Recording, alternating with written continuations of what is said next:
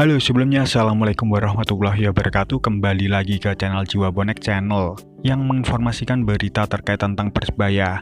Nah, untuk hari ini berita datang dari hasil tadi malam yang mempertemukan antara Persebaya melawan Barito Putra, dan akhirnya hasil berkesudahan dengan skor 1-1 dan gol Persebaya dicetak oleh Samsul Arif. Untuk gol dari Barito Putra dicetak oleh Bruno Matos pada injury time. Dan beritanya seperti ini: pertandingan antara Persebaya Surabaya melawan Barito Putra di Stadion Iwayan Dipta tadi malam berakhir imbang 1-1, dan sorotan kembali datang pada striker Persebaya, striker asing Persebaya yaitu Arseno Valport yang kembali menjadi sasaran kekecewaan bonek usai ditahan imbang 1-1 oleh Barito Putra. Arseno Valport bermain sejak menit pertama di laga Barito Putra versus Persebaya Senin tanggal 14 bulan 3 2022.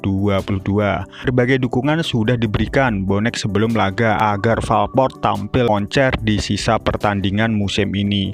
Terlebih bonek melihat kasus Bruno Cantacede panas dan berhasil cetak brace di pertandingan terakhir. Alih-alih mencetak gol, Valport justru menyia-nyiakan peluang saat melawan Barito. Setidaknya ada 2 peluang emas disia-siakan oleh pemain berusia 29 tahun tersebut. Peluang emas pertama adalah pada menit akhir babak pertama. Bruno Moreira telah memberikan umpan sempurna pada Valport yang berdiri di dalam kotak penalti.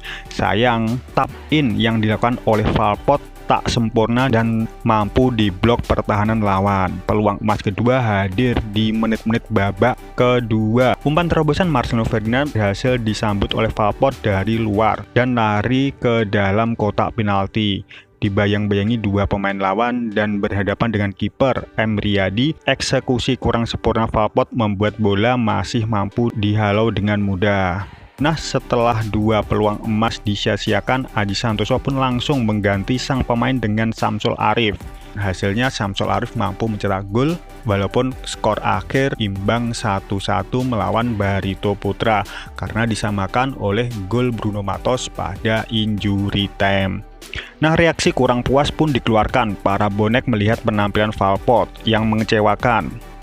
Salah satunya seperti ini.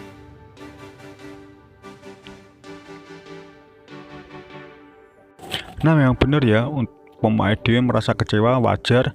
Mergo tadi malam tok Arseno Valport tampil bener-bener gak iso maksimal, gak efisien, gak masuk dalam skema Kotaji ngono loh.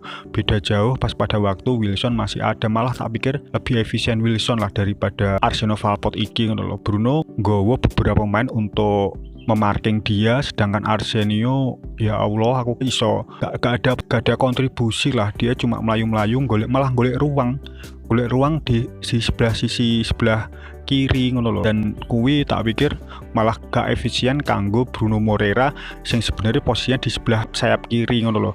Otomatis Bruno nek Valport minggir ke sayap kiri sakno Bruno, mergo dia selalu menyebut bola dari belakang ngono loh.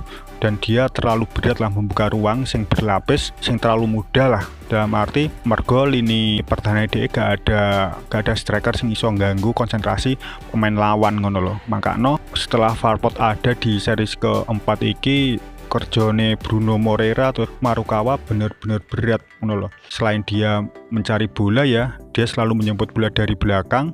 Kreasinya bener-bener selalu tumpul, selalu macet lah. Mergo apa? Wis ditutup oleh pemain-pemain lawan ngono loh. Lah nek ada Wilson, biasanya iso ngeret beberapa pemain untuk nempel dia, untuk menjaga dia di lini pertahanan. Walaupun dia jarang mencetak gol ya, tapi kinerjanya dalam kolektivitas sih bener-bener nyata ngono loh.